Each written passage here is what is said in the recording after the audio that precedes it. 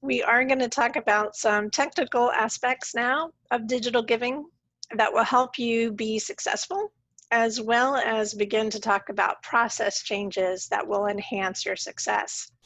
The technical capabilities, you don't need to worry about too much because they are usually present in the basic functionality of the third-party online providers, but we are going to go through and talk about them so that you know that they are there.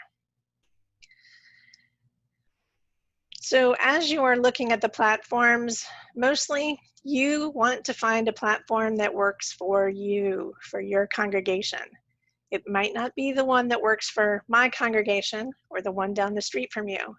Your congregation has a particular context. Use your comparison chart to determine the one that works best for you. You're going to want to establish a plan to move your parishioners from traditional giving to digital giving. Don't throw them in the deep end. You're going to want to help them.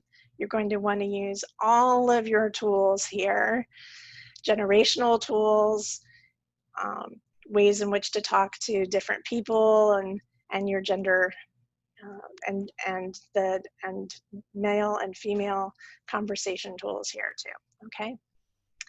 Make sure you have a donate button on your website and that it is easy to find. Usually this means it's in a contrasting color or that it is red and that it is in the upper right-hand corner. It should only take me one click to get from your web page to the donation page, and your donation page should be easy to navigate. The default settings should encourage parishioners to make recurring gifts. Sometimes this can even be pre-checked. Obviously, they can uncheck it if they'd like. But sometimes you can change the order of them on the page. You can have one set above the other. And also you can have the options set that are the gift options that are the least costly for your church. You really want to make sure that the speed and ease of use are critical to the donor experience. So ask for the minimal amount of information. This isn't the time to ask me for the names of all my family members, our birthdays, and if I want to join a Bible study, right? But if the platform allows, set the default option to cover the transaction fees. Surveys tell us that this option usually results in between 30 and 50% of parishioners covering their fees. Some churches find even more. And be sure to check your donation site on different browsers and on different devices to make sure that the mobile optimization works for as many devices as possible.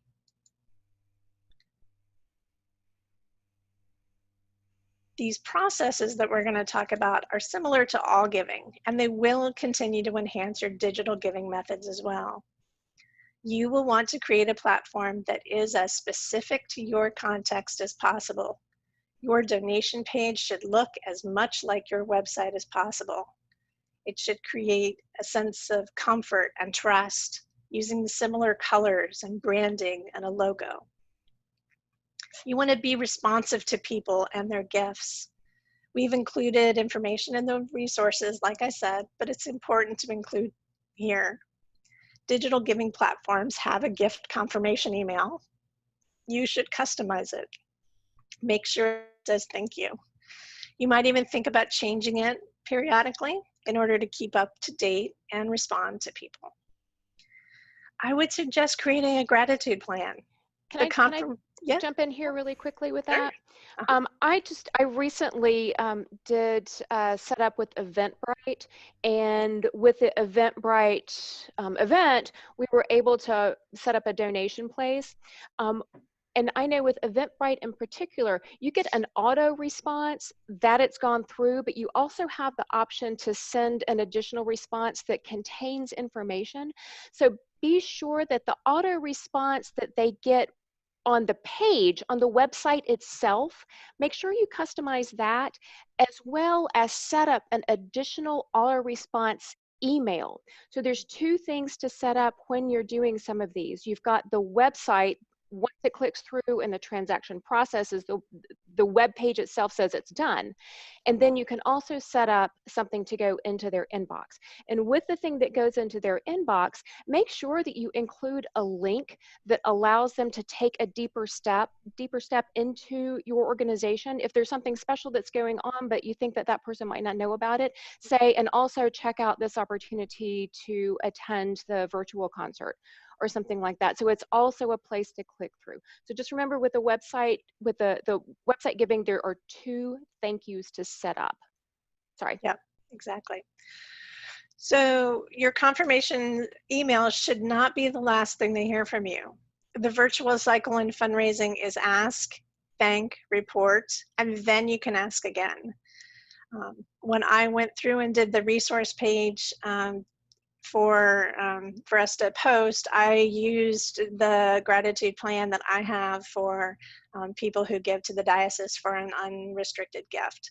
And when I looked through it, there are at least 4, and sometimes, depending on the time of the year, 5 touches that somebody would get, at least 5 touches before they would receive another ask.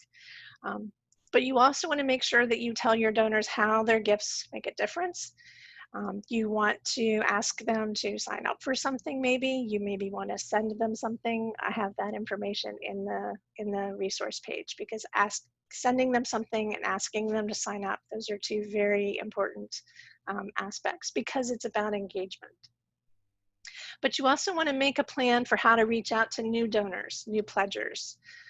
I've been giving to my church since I was probably 3 or 4 years old when I got my first box of envelopes.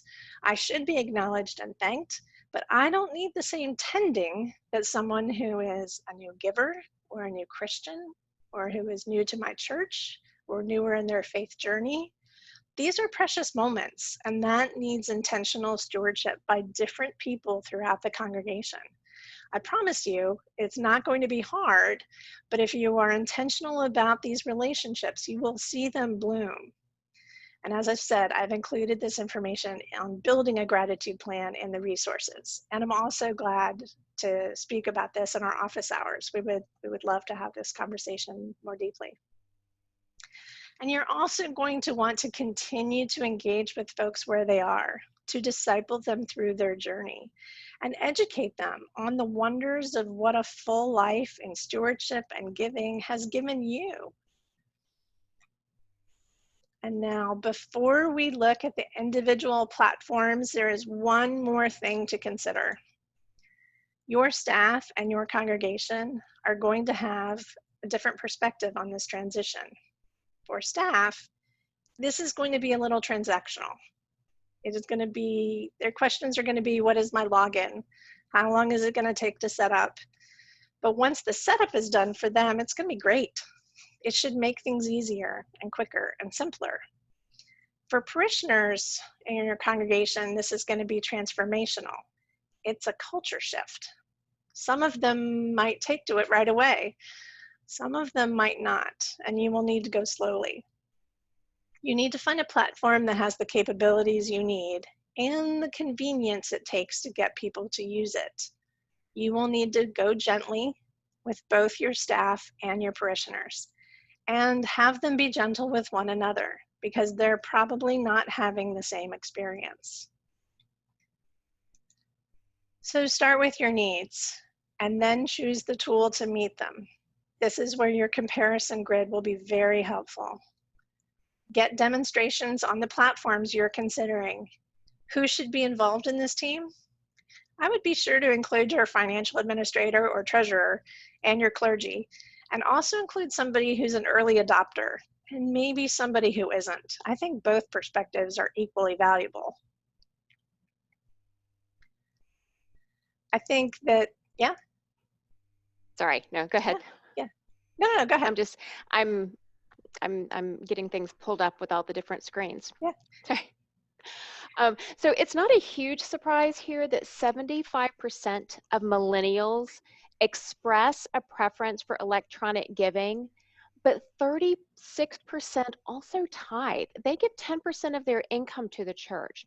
So if you're looking to make your church friendlier and more welcoming to this generation, you might want to consider including a millennial or two on your team, along with older women.